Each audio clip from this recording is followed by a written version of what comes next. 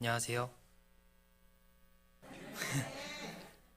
제가 5년 전에 군대 가기 전에 처음으로 한번 섰었는데요. 오랜만에 서게 돼서 조금 긴장도 되고 잘 할 수 있을지 잘 모르겠습니다.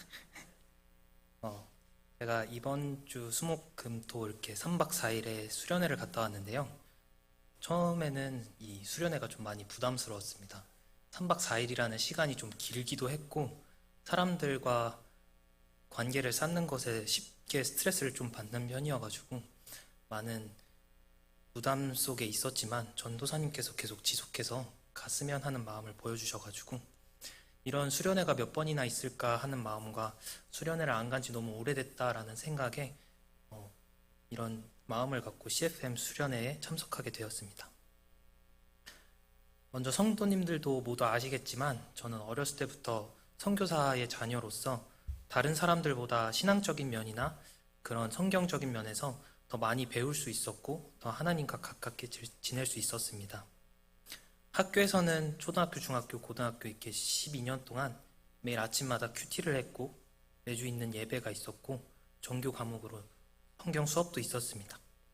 한 학기에 한 번 수련회도 가고 담임 선생님이 한 달에 한두 번씩 불러서 기도회도 하고 그런 계속 신앙적으로만 살고 있다가 신앙적으로도 살았고 또 교회 학교 밖에서는 부모님이 사역하시는 교회 그리고 제가 다니는 교회에서 수련회, 예수제자학교, 전도여행, 선교여행 한국에서 단기 선교팀이 오면 거의 모든 단기 선교팀들을 따라다니면서 그런 사역들을 함께 하면서 말씀이 당연한 삶을 살았었습니다. 그렇게 계속 당연한 삶을 살다 보니까 그 청소년부 제가 다니던 교회에서 청소년부 회장까지도 하고 찬양팀을 맡고 찬양팀 리더로서도 계속 섬겼었는데 거기서 항상 배웠던 거는 예배에 대해서 얼마나 진심으로 해야 되고 얼마나 준비해야 되고 그런 것에 대한 중요성을 매주 강요하면서 그렇게 배워왔었는데 저희 오랜만에 수련회를 갔었는데 이런 걸 배우다가 수련회를 갔더니 이 수련회의 모습들이 좀 많이 아쉬웠습니다.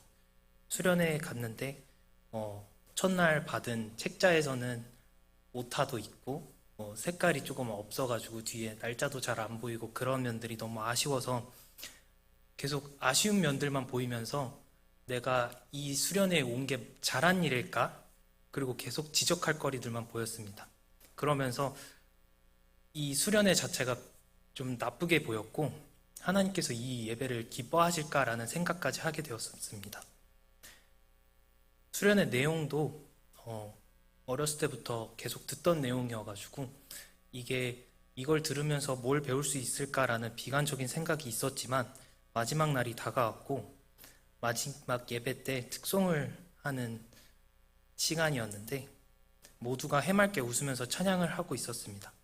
그때 그 모습을 보면서 가사를 들었는데 그때 마침 들렸던 가사는 주님 내게 주신 사람들 또 주님 내게 주신 시간들 사랑만 해도 너무 부족한데 라는 가사였습니다. 이 가사를 들었을 때 하나님께서 저에게 이런 생각을 주셨습니다. 나는 이곳의 모든 순간을 기쁘게 받고 있다. 그 순간 저는 그곳에 있던 모든 사람들과 하나님께 너무 죄송했습니다. 이 죄송한 마음이 좀 커서 옆에 사람들도 모르게 눈물을 훔치는 시간이 있었는데요. 그러면서 그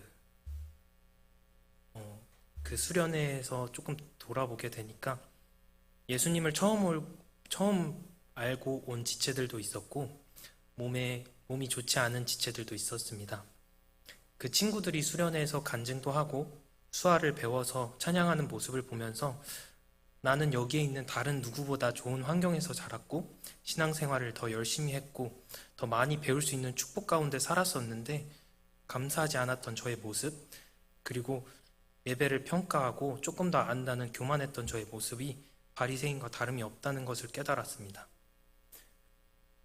하나님께서는 예배보다 순종을 기뻐하시고 그리고 한 영혼을 구하는 것을 하나님께서 제일 기뻐하시는 일인데 내가 그냥 한쪽에 치우쳐 있고 그냥 그것만 바라보고 있었구나라는 생각을 하면서 저를 조금 더 내려놓고 반성하는 시간이 되었습니다. 마지막 예배 시간에 히브리서 말씀으로 말씀을 전해주셨는데요. 히브리서 11장 24절에서 26절 말씀이었습니다. 믿음으로 모세는 나이가 들었을 때에 파라오의 딸의 아들이라 불리는 것을 거절하고 잠시 죄의 쾌락을 즐기는 것보다 오히려 하나님의 백성과 함께 고난을 받는 것을 택하였으며 또 그리스도의 치욕을 이집트의 보화보다 더 큰 재물로 여겼으니 이는 그가 주께서 보상으로 보답해 주시는 일에 관심을 두었기 때문이니라.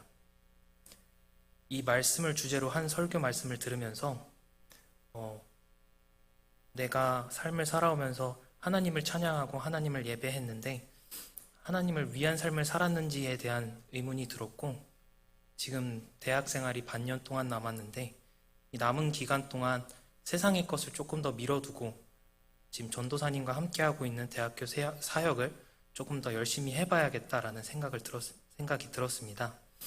또 내가 원해서 이 사역을 시작했든 누가 시켜서 했든 내가 하기로 결정한 일인데 후회를 남기고 싶지 않았습니다. 이런 생각들과 함께 도전받는 시간이었고